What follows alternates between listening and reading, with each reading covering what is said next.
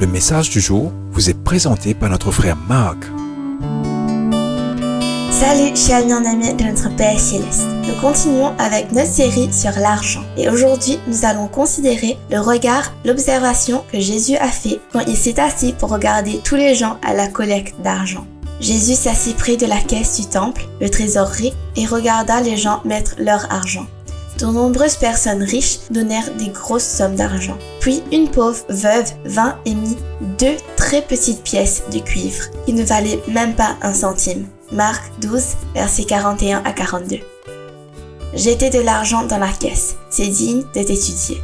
Et Jésus a pris du temps pour le faire. Les riches a donné beaucoup, mais cette pauvre veuve ne donnait que 2 petites pièces, car sa pauvreté l'empêchait de donner plus.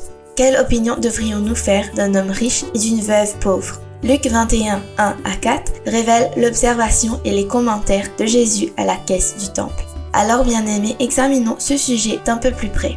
Rappelez-vous que Jésus préfère les 2 pièces de monnaie de la veuve à toutes les offrandes faites par les riches. À partir de cet événement, nous considérerons le Christ sous 2 angles différents, à savoir, premièrement, Christ l'observateur et deuxièmement, Christ le juge des actions humaines.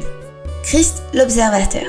Premièrement, bien-aimés, sachez avec certitude que Christ observe tous les hommes et toutes choses. Toutes nos actions sont devant ses yeux. Ce que nous faisons en public et ce que nous faisons en privé sont également connus de lui.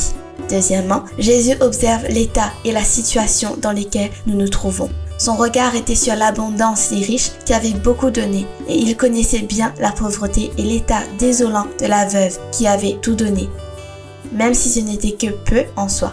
Quelle horrible réflexion pour les riches. Troisièmement, Christ voit tous les motifs qui conduisent les hommes à accomplir leurs actions respectives et les motifs différents qui les amènent à accomplir la même action.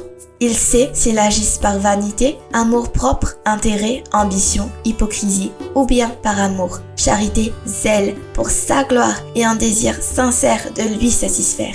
Quatrièmement, il observe les circonstances qui accompagnent nos actions. Si nous agissons avec soin ou négligence, avec un esprit disposé ou avec réticence. Cinquièmement, il observe notre jugement et de ce que nous faisons en son nom. Si nous nous estimons responsables de ce que nous avons fait, quand nous en parlons aux autres, la consistance de nos travaux, les souffrances, dépenses, succès, etc. Ou si nous nous humilions parce que nous avons fait si peu de bonnes choses, et même si le peu que nous avons fait est si imparfait d'autre part.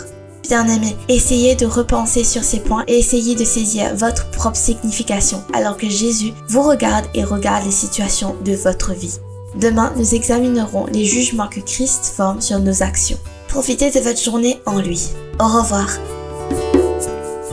Si toi aussi tu crois que la parole de Dieu est une bénédiction, partage-la et sois une source de bénédiction pour les autres toi aussi.